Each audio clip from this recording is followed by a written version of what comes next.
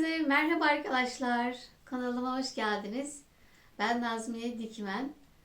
Evet, bugünkü videomda önümüz bayram. Şurada 3-4 gün sonra bayram arkadaşlar. Ben de sizin bayramınızı şimdiden kutlayayım istedim. E, Şeker bayramımız, Ramazan bayramımız hepimizin kutlu mutlu olsun arkadaşlar. Dünyaya barış getirsin. Bol bereket getirsin arkadaşlar. Şimdi ayrıca size de şu tavşan çantamızın ikincisini de ördüm. Şimdi bir tane bunu ördüm, toruna veremedim, kıyamadım. Çok tatlı. E, Eminim o da üzülmüştür, aslında söylemedi bana ama içinden ben biliyorum üzülmüştür. O yüzden ona da böyle aynı tavşan çanta yaptım. Bunun ipini böyle tüylü iple yaptım. İçine de ip kattım. Çünkü bu tüylü ipler kendi başına örüldüğünde ilmekler gözükmüyor. Ben öremiyorum mesela. Ören vardır da ben o kadar yetenekli değilim. Göremiyorum yani. O yüzden içine çok ince bir akrilik ip kattım. Beyaz ip. O zaman çok rahat örülüyor. Yani ilmekler belli oluyor. O yüzden de rahat ördüm. Sayılar görünebiliyor. Bu şekil paylaştım. Şuradaki renkleri de içinde böyle toktu ipler, renkler var. Ona göre de burayı da kendime göre ayarladım. Böyle tatlı bir tavşan çıktı. Bunu ben hikayemde paylaşıyorum Instagram'da. Çok saran oldu. Şu gövde kısmının, kolunun sayılarını verir misiniz diye. Şimdi bu videoda biraz sonra daha yakından size sayılarını vereceğim. Yani yapılışı aynı, gidişat aynı diğer tavşanla. Sadece sayılarını azaltıyoruz.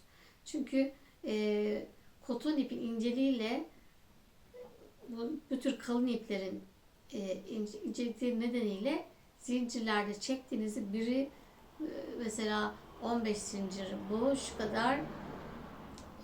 şu kadar 15 zincir, öbürü de aynı 20 küsür oluyor arkadaşlar. 25 zincir falan. Yani bayağı atıyor, büyüyor. Böyle detayları var. Şimdi bu videoda bunları anlatacağız. Şöyle çantalarımızda böyle. Size renk renk örün. Bu arada bir şeyden daha bahsetmek istiyorum. Bir üzüntümden. Bu aralar böyle bazı arkadaşlar, hatta beni takip bile etmiyor, takipçim de değil. Böyle tariflerimi sayfalarında yazılı tarif olarak paylaşıyor. Yani böyle bir hakkı nerede kendi buluyor? Hani insanların, benim olmasa bile başkasının bile olsa yazılı tariflerini, hani YouTube'daki tarifi sen hani nasıl sadece takipçi kazanmak için başkasının emeğini sayfanda yazılı paylaşabiliyorsun, hani izinsiz böyle. E, Ben sadece YouTube'da çalışıyorum. Bunları mesela tarifleri satabilirim, satış yapabilirim, hani tarif satışı. Yabancı siteler de var biliyorsunuz, tarif satılan yerler. Fakat benim bunlara zaten zamanım da yok, enerjim yok. Ben zaten YouTube'da size üst tarafta da tarifleri yazıyorum. Böyle olduğu halde benim emeğim, ben bak başkalarının da olsun, başkalarının emeğin de olsun. Böyle telegramlarda özellikle hep dağıtılıyor yani insanların tarifleri. Bu da kul hakkına girmiş oluyor.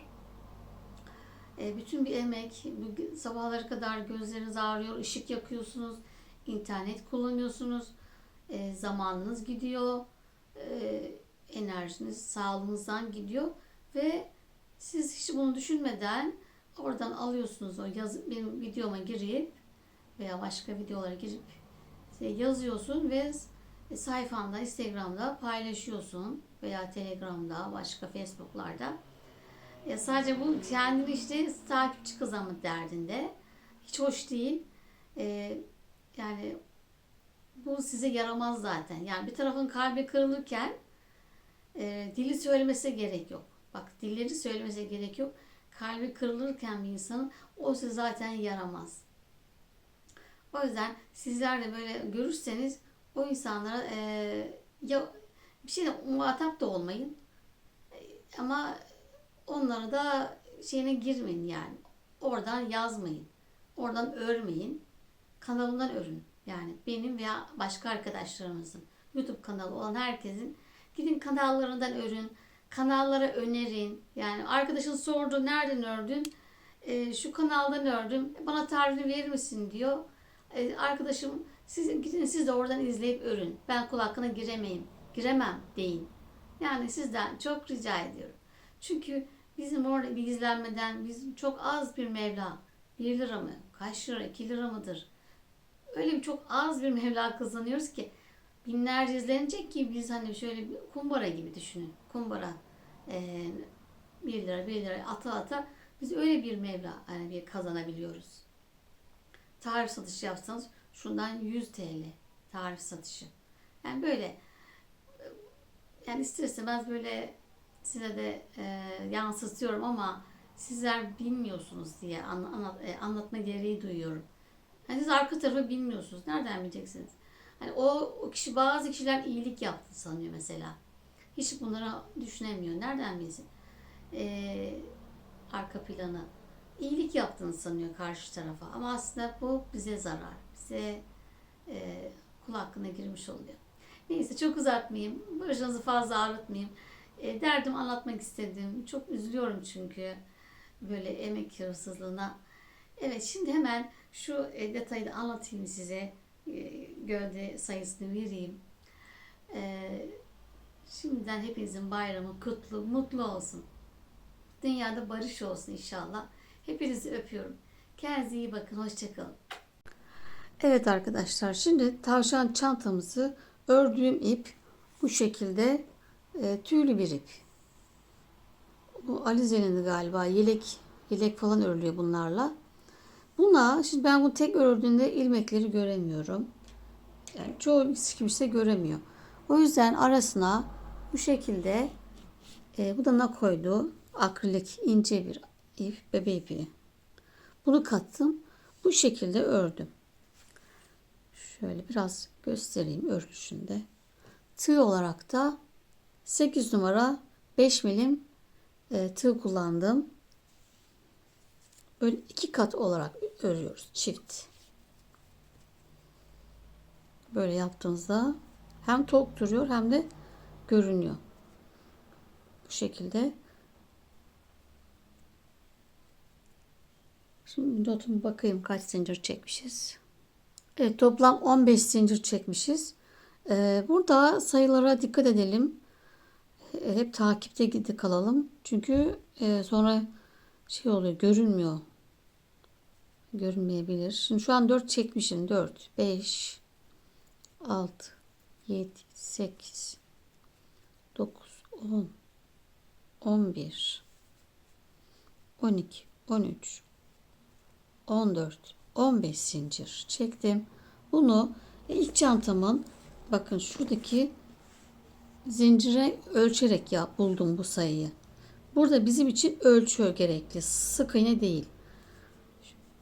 Bunun boyunda şöyle çektim. Bu 23 zincirdi. Bu 15. Şimdi buradan bir atladım. İkinciye 2 tane sık iğne. Burada gidişatımız aynı diğerkiyle. Sadece zincirin sayısı az. Tekrar her zincire bir sık iğne. Bakın çok rahat görebiliyorum. Arada ip olduğu için. Şunlar. Bakın görün çok rahat görünüyor. Böyle ördüğünüzde de bakın o ipte hiç kat olan ip gözükmüyor. Yani ikinci ip gözükmüyor. Bakın şöyle şurada da ilmekler belli. Başak şeklinde. Evet bu şekilde öreceğiz. Aynısını. Gidişat aynı. Sadece göstereyim dedim. Evet burada not defterimden size göstereyim. Burada gördüğünüz gibi karaladım da. Çünkü önce yaptım beğenmedim. Sonra karaladım. Tekrar devam ettim. Yani bir tarif öyle hemen çıkmıyor. Deneye deneye. Hani bir arkadaşımız demiş ki tarif nasıl yapılır bize anlatır mısınız? Böyle anlatmakla olmuyor. Bunlar doğaçlama, hayal gücü, yetenek. Yapacak oluyor çünkü. Şimdi evet. Önce 15 zincir çektik. Hemen bir zincir atladık. İkinci zincire bir tane arttırdık. Şu V'ler arttırma demek. 12 tane zincire tek battık. Son zincire 3 tane sık iğne yaptık. Şu W şey demek yani 3 tane batmak demek. 12 tane sık iğne yine tek battık. Buradaki son arttırdığımız içine tekrar bir sık iğne daha yapıyoruz. 3'ü tamamladık ve 30 sık iğne oldu. Yani öbür çantayla gidişatımız aynı. İkinci sırada 2 tane peş peşe arttırıyoruz. 12 tane sık iğneye tek batıyoruz. 3 tane yine peş peşe arttır. 12 sık iğneye tek bat. Bir arttır. 36 sık iğne olacak. Üçüncü sırada bir tek, bir çift, 2 tane arttırmış olduk. 13 sık iğneye tek batıyoruz. Tekrar bir arttır. Bir tek. Toplam 3 tane arttırıyoruz. 13 sık iğneye yine tek batalım ve bir arttır. 42 sık iğne. Dördüncü sırada 2 tane tekle başlıyoruz. 2 tek, bir arttır. Bunu iki defa yapıyoruz. 2 arttırma. 14 sık iğneye tek batalım. Bir arttır. 2 tek, bir arttır. 2 tek, bir arttır. 2 tek yapıyoruz. Bunu 3 defa. 3 arttırma yani. Arada 3 arttırma olacak. Daha sonra 14 sık iğneye tek batıp bir arttır 48. Taban bu şekilde. Bu kadar taban sayısı 48 sık iğne olacak. En son. Daha sonra evet 5. sırada da arttırmışım. Pardon.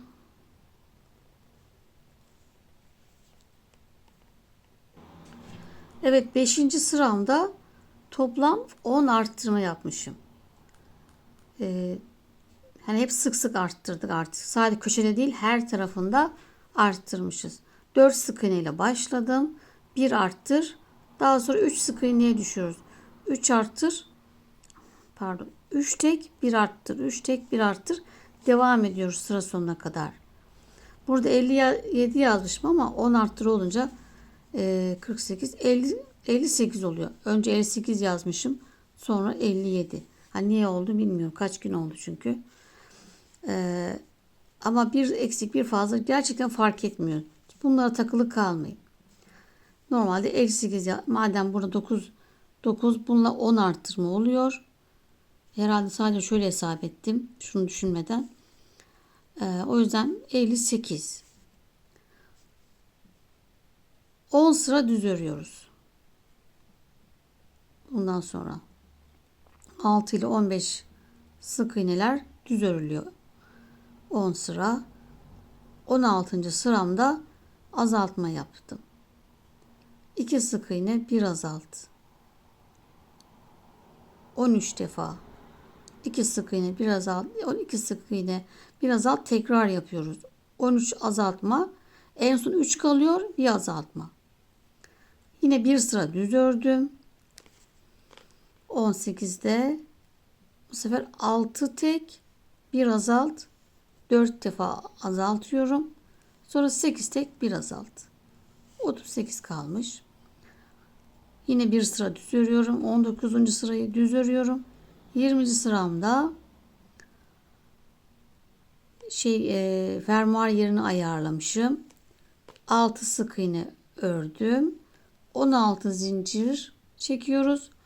16 tane atlıyoruz. 16 sık iğne örüp bitiriyoruz. 38. Sonra 2 sıra düz örüyoruz. 21, 22 düz örüyoruz. Yukarıya da yine de yazacağım bunları.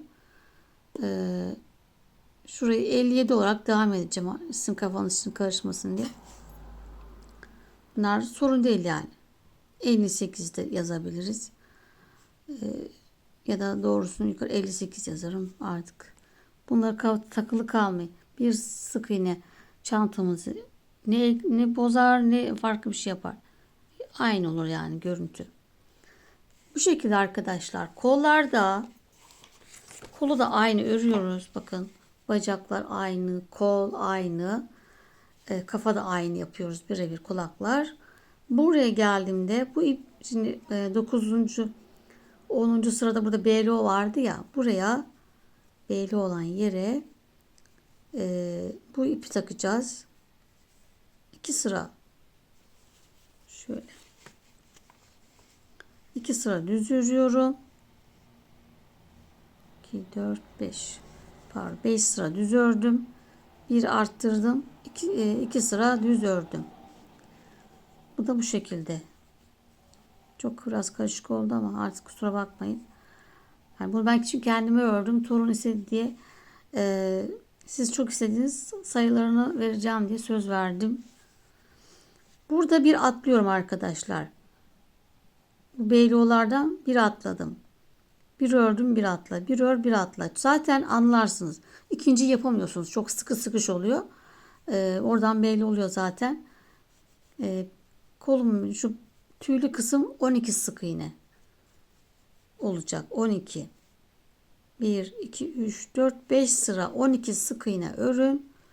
6. sıramda 2 tane arttırdım şuralardan. Önemli değil nerede olduğu çok da.